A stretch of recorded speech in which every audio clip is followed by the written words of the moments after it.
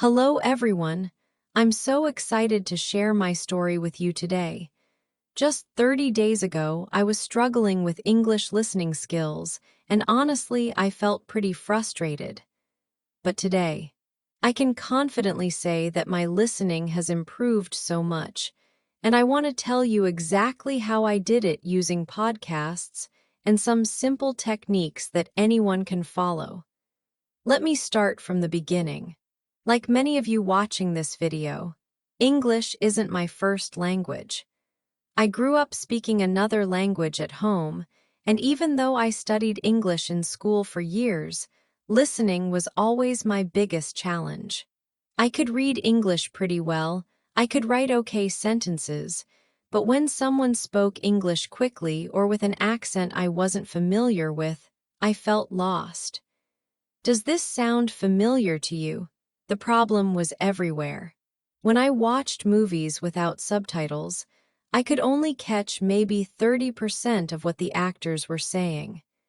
In online meetings at work, I had to ask people to repeat themselves constantly. Even simple conversations with English-speaking friends were difficult because I was always a few seconds behind, trying to process what they had just said while they were already moving on to the next topic. I remember one particular moment that really motivated me to change. I was in a coffee shop, and I heard two people having what seemed like a really interesting conversation at the table next to me. I wanted to understand what they were talking about, but even though they were speaking at a normal speed, their words just sounded like a blur to me. That's when I realized I needed to do something different. I couldn't keep avoiding English listening practice anymore, so I decided to give myself a challenge. 30 days. 1 month to really focus on improving my listening skills using podcasts as my main tool. Why podcasts? Well, they're free, they're available anytime, anywhere, and there are podcasts about literally every topic you can imagine. Plus, you can listen to the same episode multiple times without anyone judging you. The first thing I did was choose the right podcasts for my level. This is super important, and I made some mistakes at the beginning. I started with podcasts that were way too difficult for me.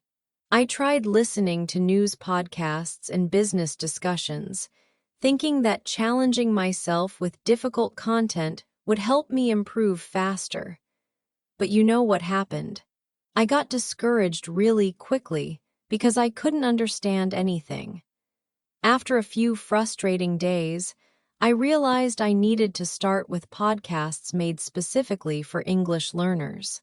These podcasts use simpler vocabulary, speak more slowly, and often explain difficult words and phrases. I found several great options that became the foundation of my 30-day journey. My daily routine was pretty simple, but I was consistent with it, and consistency turned out to be the most important factor. Every morning, right after I woke up, I would listen to a 15-minute English learning podcast while I was having my breakfast. I didn't try to multitask or do other things at the same time. I gave my full attention to listening. The key technique I used was what I call the 3-step listening method. First, I would listen to the entire episode without stopping, just trying to get the general idea of what the topic was about. I wasn't worried about understanding every single word. I just wanted to catch the main points and get familiar with the rhythm and flow of English. Then, I would listen to the same episode a second time, but this time I would pause whenever I heard a word or phrase that I didn't understand. I would write down these unfamiliar words and try to guess their meaning from the context. Sometimes I was right, sometimes I was completely wrong, but the important thing was that I was actively engaging with the content. The third step was my favorite part. I would listen to the episode one more time, But now I had looked up all the words I didn't know, so I could understand much more of the content. It was like magic. The same episode that seemed difficult during the first listen now made perfect sense. This gave me such a confidence boost every single day. After the first week, I started noticing small changes. Words that seemed to blend together before were becoming clearer. I was starting to recognize common phrases and expressions that English speakers use all the time. But the real breakthrough came in week 2. I decided to add some variety to my podcast choices. Instead of just listening to English learning podcasts, I started including some beginner-friendly entertainment podcasts. I found some great storytelling podcasts that used simple language but told really engaging stories. This was when listening started to become fun instead of just feeling like homework. One of my favorite discoveries was interview podcasts, where the host talks to different people about their lives and experiences. These conversations felt natural and authentic, not scripted like some learning materials. The guests would speak at different speeds, with different accents, and about topics I was genuinely interested in.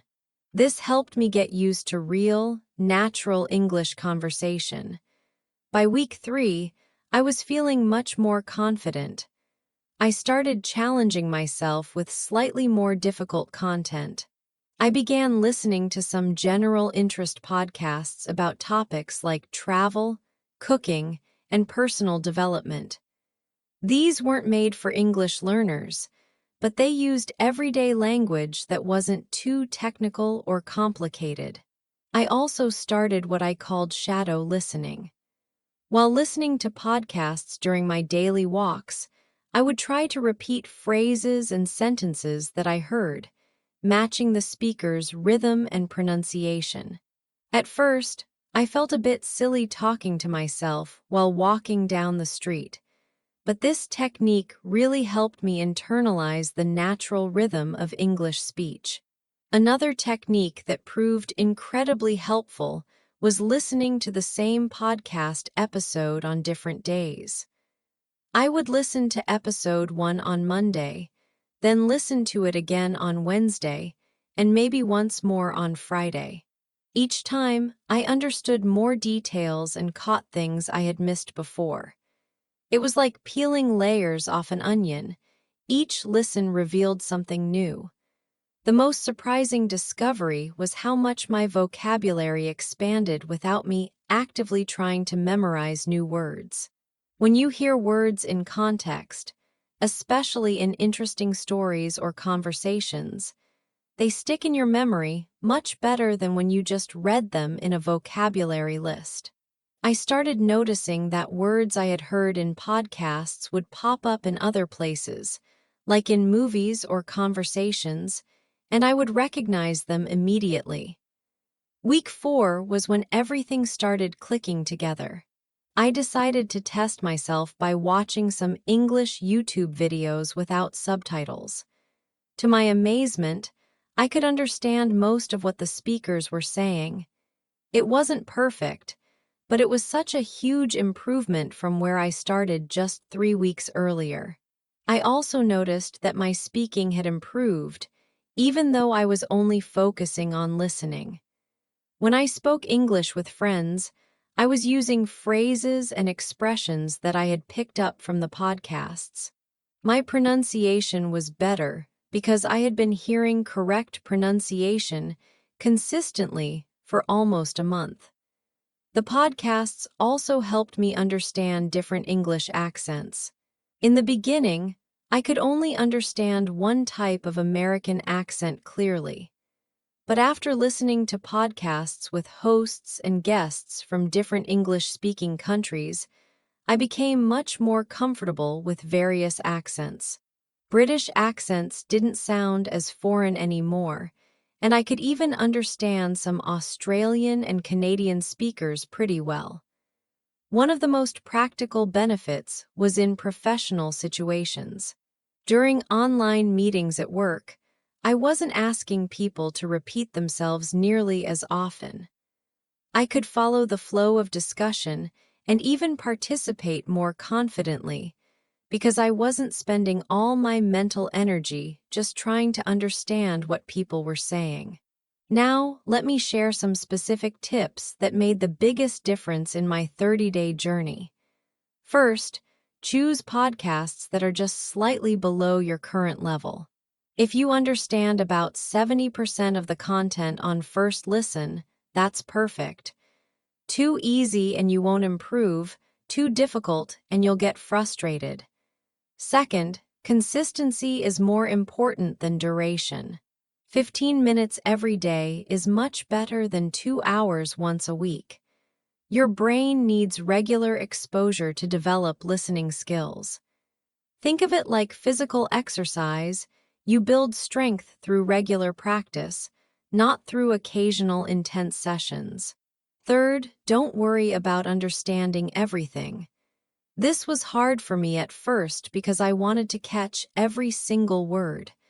But language learning isn't about perfection, it's about communication. Focus on getting the main ideas and the overall message. The details will come with time. Fourth, use podcasts that provide transcripts when possible. Some podcasts include written transcripts that you can read while listening or after listening. This helped me connect the sounds I was hearing with the written words, which improved both my listening and my reading skills at the same time. Fifth, take notes, but keep it simple. I would jot down interesting phrases or expressions that I wanted to remember, but I didn't try to write down everything. The goal was active listening, not dictation practice. Let me also tell you about some challenges I faced and how I overcame them. The biggest challenge was staying motivated when progress felt slow. During the second week, I had a few days where I felt like I wasn't improving at all. The podcasts still seemed difficult, and I was getting frustrated with myself. What helped me push through this phase was remembering that language learning isn't linear. Some days you feel like you're making great progress, other days it feels like you're going backward.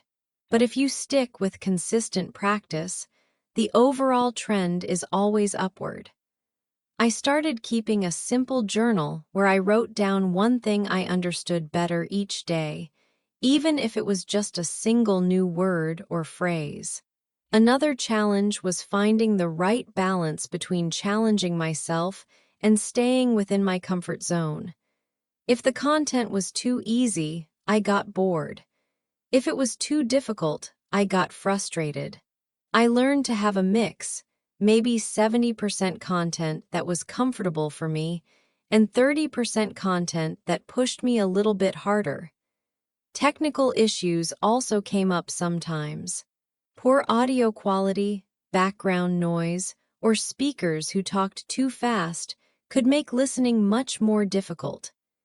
I learned to be selective about which podcasts I chose, prioritizing clear audio and good production quality, especially in the beginning. The results after 30 days were honestly better than I expected. My listening comprehension had improved dramatically. I could watch English movies and understand most of the dialogue without subtitles. Conversations with English-speaking friends became much more natural and flowing. I wasn't constantly translating in my head anymore. I was starting to think directly in English during conversations. But the benefits went beyond just listening skills. My overall confidence with English improved significantly. When you can understand what people are saying, you feel much more comfortable participating in conversations. I started speaking up more in meetings, joining conversations that I would have avoided before, and even making jokes in English, something I never thought I would be able to do. My pronunciation improved too, which was an unexpected bonus. By hearing correct pronunciation consistently for 30 days, my mouth and tongue learned the right positions for English sounds. People started commenting that my accent was clearer and easier to understand. The most important lesson I learned is that improvement happens when you make language learning a natural part of your daily routine. Podcasts fit perfectly into my existing schedule. I could listen while commuting, while exercising, while cooking, or while relaxing in the evening. This made it easy to get consistent practice without feeling like I was sacrificing other important activities. Looking back now, I wish I had started this intensive listening practice earlier. 30 days might seem like a short time, but when you're consistent with daily practice, you can achieve remarkable results. The key is choosing the right materials, staying consistent, and being patient with yourself as your brain adapts to processing English more quickly and naturally. If you're thinking about trying something similar, I encourage you to start today. Find some podcasts that match your current level and interests. Set aside 15 to 20 minutes each day and commit to listening consistently for the next month. You might be amazed at how much your English listening skills can improve in such a short time. Remember, everyone's language learning journey is different. What worked perfectly for me might need to be adjusted for your specific situation and learning style. The important thing is to start, be consistent, and stay patient with yourself. Your English listening skills will improve, and when they do, it opens up so many new opportunities for learning, working, and connecting with English speakers around the world. I hope my story has inspired you to give intensive listening practice a try. If you do decide to take on your own 30-day listening challenge, I'd love to hear about your experience and what techniques work best for you. Good luck with your English learning journey, and remember, consistent daily practice is the secret to success.